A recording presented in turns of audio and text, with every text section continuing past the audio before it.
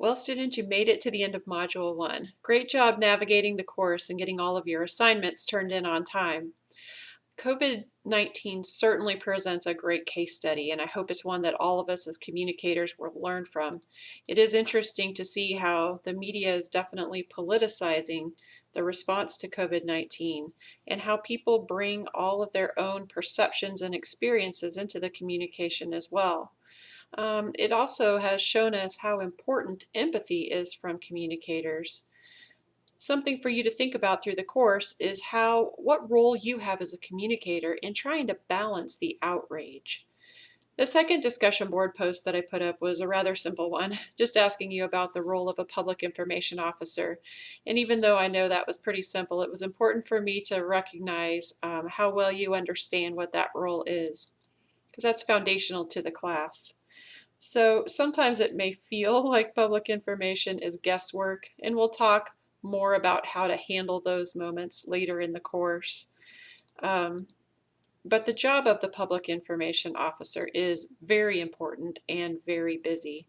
Sometimes it can be confused with the role of the spokesperson, but the public information officer generally does most of the legwork and the prep work in a crisis, and then the spokesperson delivers the message. Even though the public information officer may do day-to-day interviews with the media, in a crisis, it's really important for that spokesperson to be someone that's a leader in the organization, like a CEO or a president or so forth.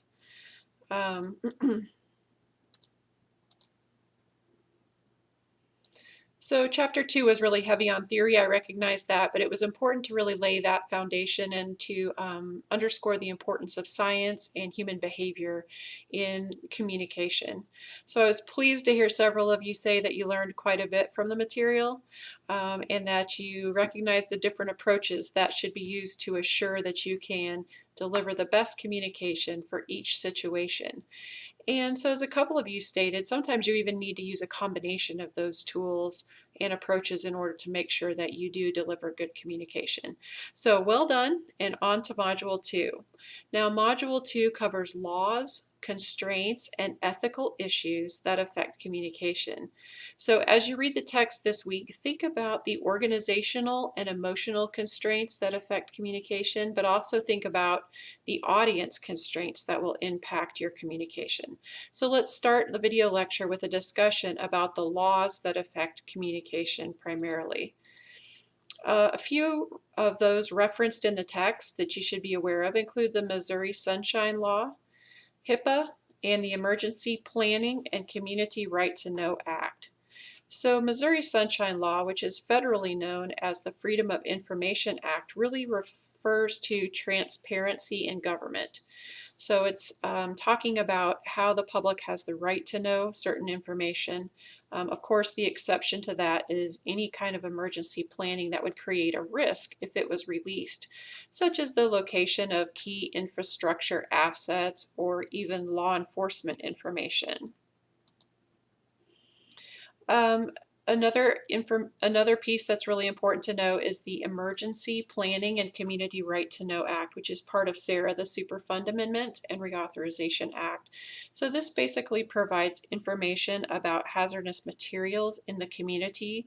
It's the community's right to know where those materials are stored, what types of materials are around the location where they live, and then also to have some kind of a emergency notification process so that when there is a release, the community can rapidly find that information and know what to do about it. And so if you are involved in your local emergency planning committee, also called an LEPC, that's what this group is responsible for assuring that the public is aware of those chemicals that are near where they live. Another important law to be aware of course, is HIPAA, the Health Insurance Portability and Accountability Act, which basically talks about how covered entities are required to protect the privacy of individuals and their protected health information. And so a hospital, for example, or a healthcare provider, and even a public health department have a responsibility to not release information that may help to identify a person. And you can especially see this applied through COVID-19 because it's even though there's quite a public cry for finding out who's positive for a case and where they live, health departments certainly have restrictions that they have to follow in order not to provide that information. So it's most important to check with the agency that you work for and find out what laws you would be covered under before you begin your communication. So let's move on to communication constraints. And basically there are a number of factors that can place limitations on risk communication efforts. And it's important for you to be aware of those so that you can overcome them. One example of a communication constraint might be that you only have a single public information officer in a large-scale response. This might be considered an inadequate resource.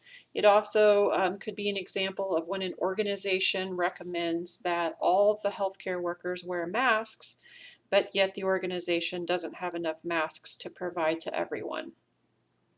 Another communication constraint might be management apathy or hostility. And this was displayed during the Flint, Michigan water crisis when local government decided they would save money by changing where public water was drawn from. And to make a long story short, ended up sending contaminated water throughout the community, causing a lot of people to be sick. And we'll study that, I think, later on in the course in more detail. But if you're curious, you can look up the Flint, Michigan water crisis.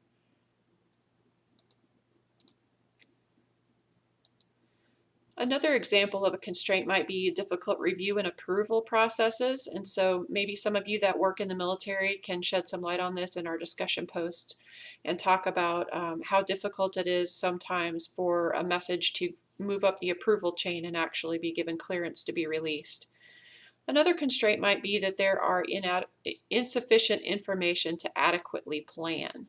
Do you think this is a communication constraint in some organizations may be facing during the COVID-19 crisis? Very likely.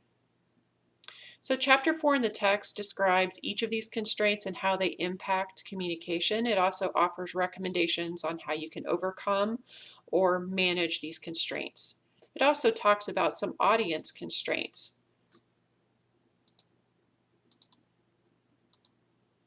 So one of those is hostility and outrage, and that can be defined by anxiety, anger, frustration, or even contempt toward risk communication messages. And so this happens when an audience feels like their concerns have been ignored.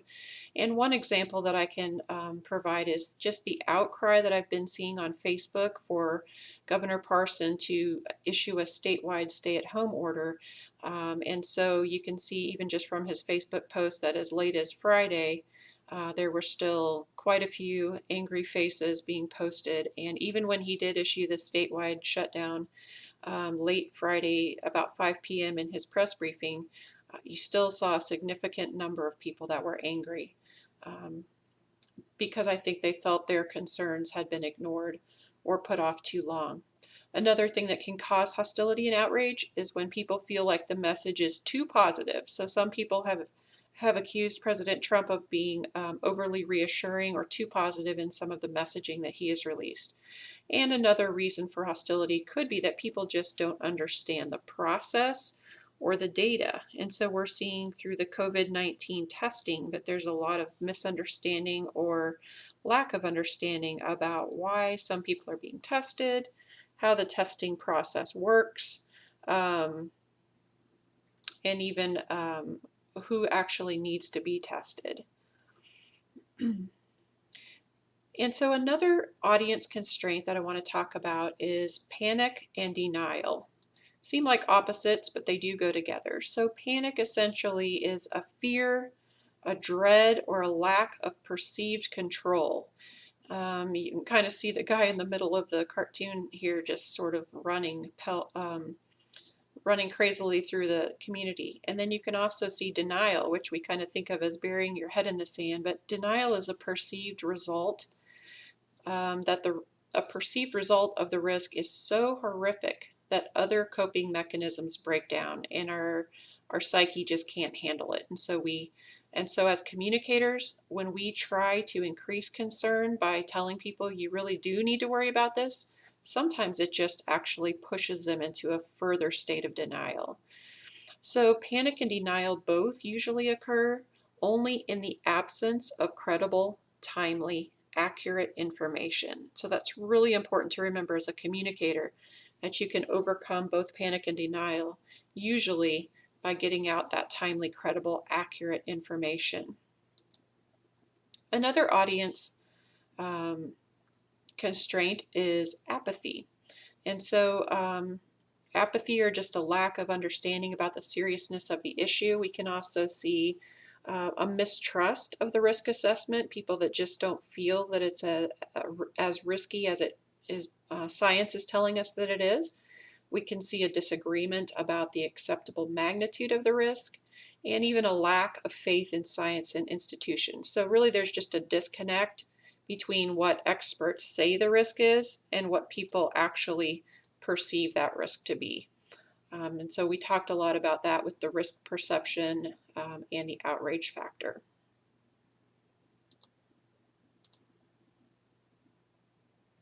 So it is really key for you as a communicator to understand what these organizational and audience constraints are so that you can look for tools to help you manage and overcome those in order to have successful communication.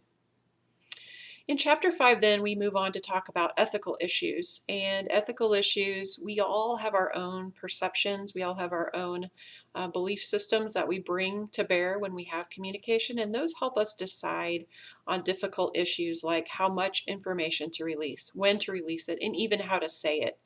And the text lists several considerations for you as communicators. The two discussion posts that I have up for this week also ask about your ethics. So I'm going to be very interested to hear your responses to those discussion posts. But I just want to leave you with, I'll close out the lecture today by leaving you with a question to consider. And that is, who needs to know and who has the right to know? The answer lies in the reading assignment for this week, so I'll close the lecture out and let you get to that assignment. Good luck, and I'll be talking to you again soon.